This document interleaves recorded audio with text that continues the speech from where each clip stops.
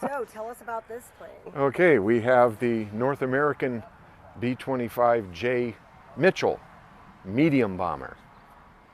Ours is an example that came from Wright-Patterson Air Force Base originally and was flown here by a former base commander here at Castle. Really? Yes, it was turned over to the Air Force in August of 1945, so it did not see combat, so it just did some test work, and then it came out here in later years. How many people can fit in one of these? Normally a crew of 6 is... See, that I find that fascinating because of all the guns on each side. It's almost like the pilot and everybody else was shooting. Right, well that was a later war development, sticking some what they called package guns on the outside of the airplane. It kind of messed up the center of gravity a little bit, but hey, if it was effective in combat, you did it. Right. So sometimes the radio man, the navigator was also the bombardier, and so you can see that they had a couple of weapons. You had a tail gunner in the back, and you had a turret gunner up on top. Earlier models of B-25s had the top turret out towards the tail, but they were afraid of shooting the tail off, so later on they moved the turret up towards the front of the airplane. Did this also carry any bombs or just? Oh yes, yeah, it was considered a medium bomber. That's why whatnot. it's just. Yeah, if you've seen Catch-22, the film, they're flying B-25s.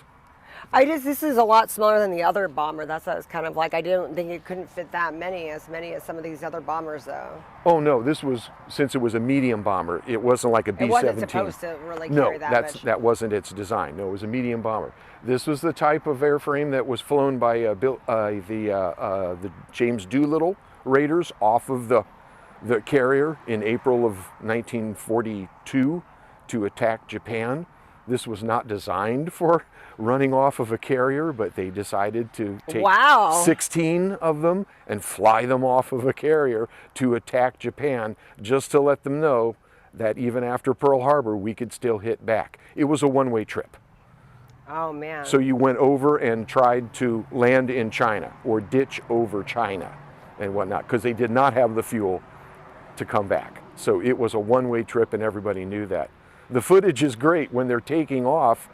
You know, you almost get out of your seat to look to see, because the airplane would disappear below the deck of the aircraft carrier and then climb out, and you're waiting to see the big splash, you know, like they didn't make it, but they all did. You know, they all launched off of the carrier. That was insane. Hey, there's a war on. Wow. Well, we're lucky to have this. How many are left, do you know? Relatively few. That's like right. all World War II airplanes. Yeah. There are a number that are flying warbirds, so that's a neat thing. Oh gosh, I forget if it was the 50th anniversary of the Doolittle Raid, but anyway, down in Fresno at the airport, they had you know, a big doings, and there were several B-25s that did a flyover the Fresno airport. Oh, and wow. It was neat to hear all those piston engines together. It was really great.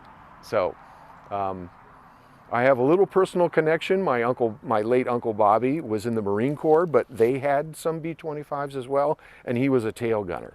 Really? Wow. I bet Yes. he has some great stories for you. Some versions of the B-25 had a 75 millimeter Army cannon in the nose. Really? And the recoil was such it made it feel like the airplane stood still in midair for a split second. Wow. And because the tail gunner faces backwards, Uncle Bobby said, I always asked the pilot to let me know before they lit that thing off, because my head would hit the bulkhead, you know, at the recoil. Oh my goodness. At the recoil. He said, will you please just tell me when you shoot, you know, so I can lean forward a little bit so I don't hit my head, you know. Oh my goodness. So how was it for him reloading these weapons? What do you mean? I'm sure you had a story, like how many would it shoot? How many rounds would it shoot before you had to reload? It's a typical 50 caliber machine gun. So, I mean, if you're expending ordnance like crazy, you're going to have shell casings all over constant, right? all over the floor. And that's for your armaments people to clean up and reload and so forth and so on. Emery and I were down at Chino at the Plains of Fame many years ago, and they were restoring a B-25, and one of the old guys says, oh yeah, we were allowed to experiment. We had 12 of those guns in the bomb bay pointing straight down. you know, just to fly over a merchant ship and just Wow. cut them in half, you know.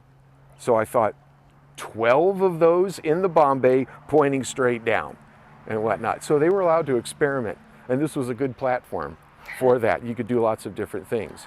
How exciting. Well, thank you so much for speaking with us today, and don't forget to like and subscribe.